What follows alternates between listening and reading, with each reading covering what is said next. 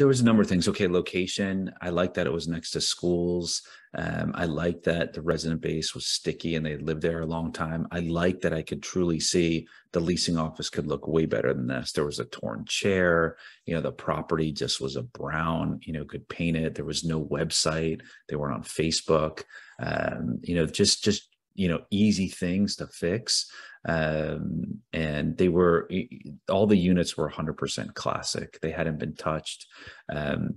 The owner liked to keep things, what I say, in classic car condition. So if the stove broke, instead of replacing it, it's a 30, 40-year-old stove, he would go in and find the part that might cost $300 or $400 and get that part and repair the stove instead of just throw it away and buy a new one. So, those types of things were just a lot of low-hanging fruit, and something that we could see as very, very solid bones, very strong, solid brick construction.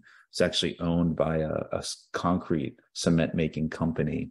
And so the construction of it and the foundation was very strong. So we were able to just go in and, make it look a lot different, add pergolas and grills and pet stations and garden beds and cedar wraps. So, just cosmetic things, but the solidness of the structure was fantastic.